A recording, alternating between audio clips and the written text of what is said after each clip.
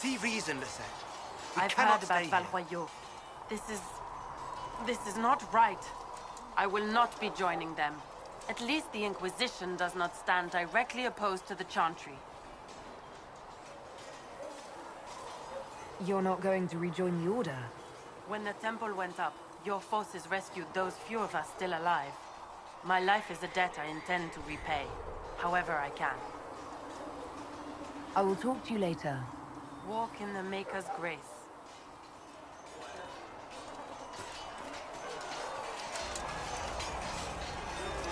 Did you need something? I'd like to know more about the Templars. If you need insight into what the Order is doing now, I'm afraid I can't offer more than you already know. Anything else, I will answer as best I can. Do the Templars do anything besides hunt mages? Templars protect against the dangers of magic. Before the Order left the Chantry, that meant serving in a circle. They were also tasked with tracking apostates, or fighting demons inevitably summoned by the weak or malicious.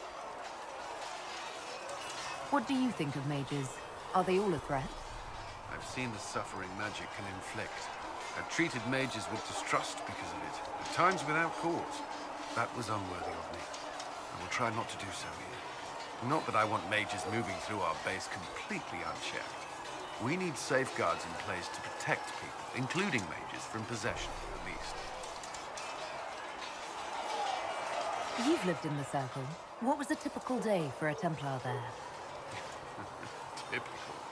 The last time I was in a circle was right before it fell apart. Nothing was typical. Before that, then? Certain rituals require a full guard. A mage's howling, for instance. I've attended a few. Most of the time, you merely maintain a presence, on patrol or in the circle, ready to respond if needed.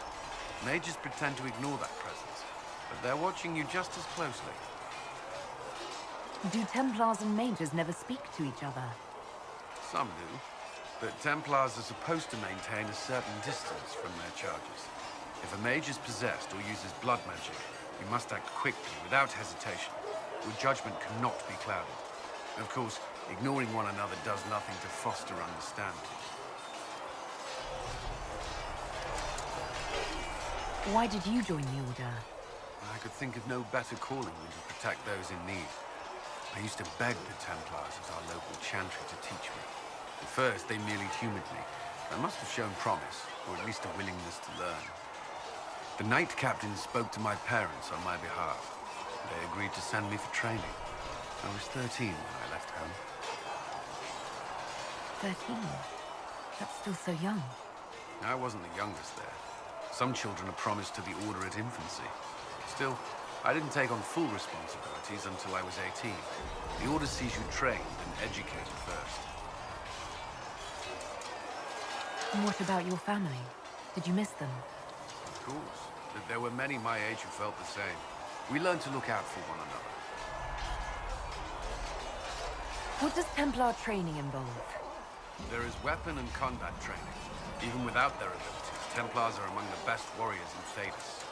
Initiates must also memorize portions of the Chant of Light, study history, and improve their mental focus.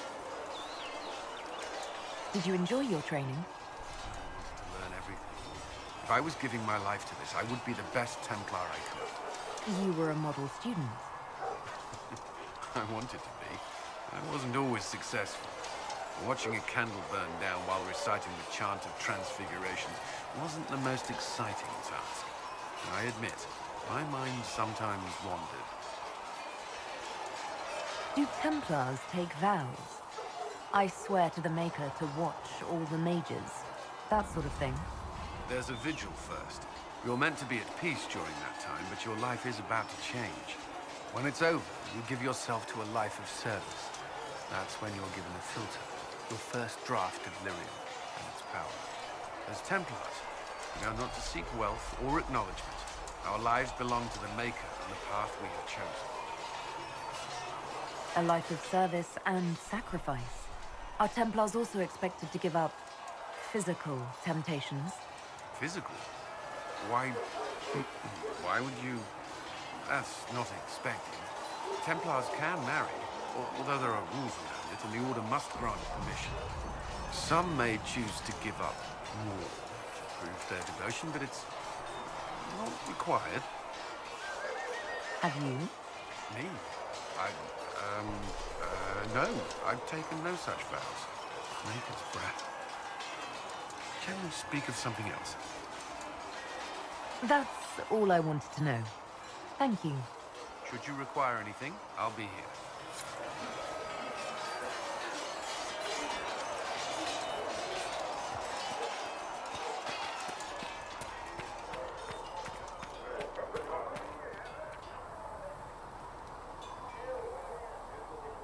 They've got good form. Cullen's putting his Templar training to good use. Did Cullen tell you he was a Templar? He's not wearing the armor. He didn't have to. Might not be a Templar shield, but it's a Templar holding it. He angles the shield just a bit down. Helps direct fire or acid away, so it doesn't spray right into your face. Canary learned the same thing when we trained to fight Tevinter mages. Your Templar's doing good work.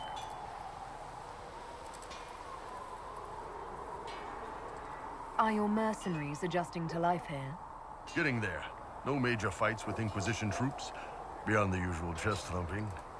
Don't worry. The Chargers have worked with other groups before. I'll keep them in line. Biggest problem for the Inquisition right now isn't on the front line. It's at the top. You've got no leader, no Inquisitor.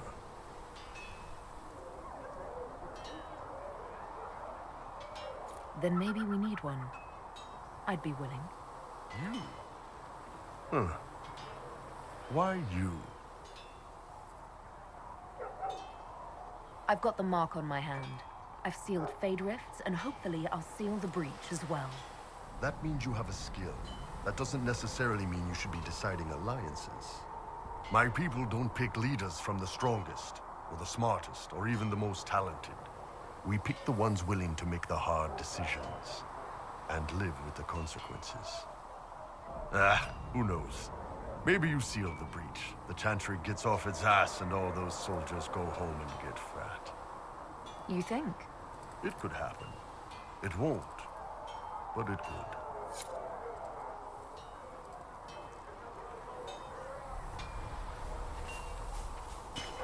Travel safely.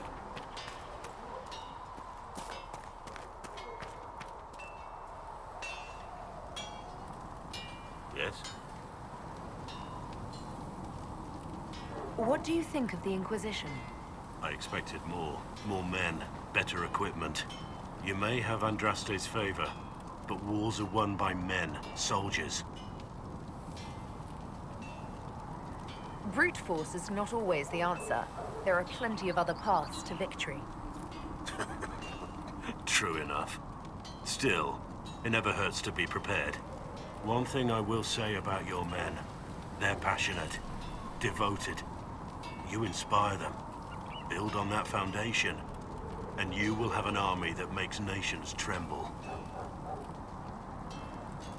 What do you think of Haven?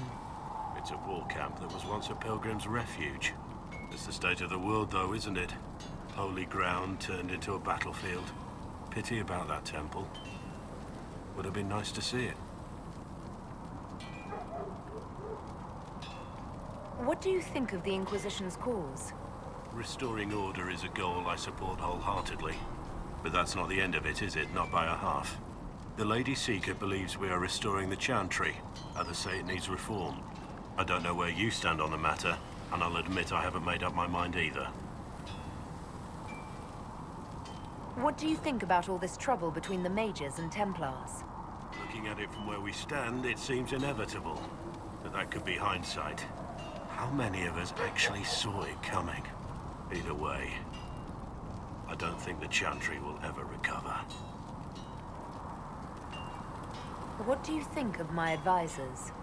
Josephine's lovely, and craftier than you'd expect. The Inquisition could not have picked a better ambassador. You must have some feelings about our friends. Last time we dined, Sarah put away 12 potatoes, an entire roast duck, and 4 different tarts. I'm not sure where any of it goes. We should return to our duties. As you wish. You are, after all, in charge.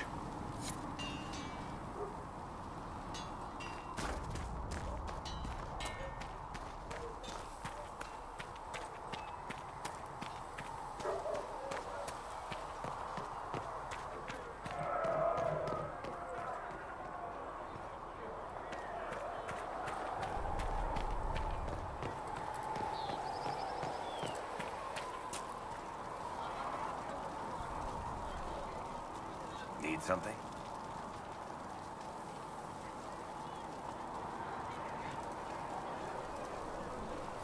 I want to know more about Red Lyrium. I'll tell you what I can. I think that's enough on Red Lyrium. Yeah, not really my favorite subject.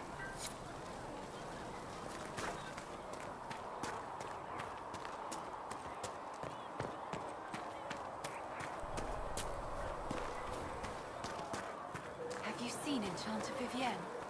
That's the picture of what a circle mage should be. She looks like a noble. It's arrogant. It is not arrogant to be unafraid.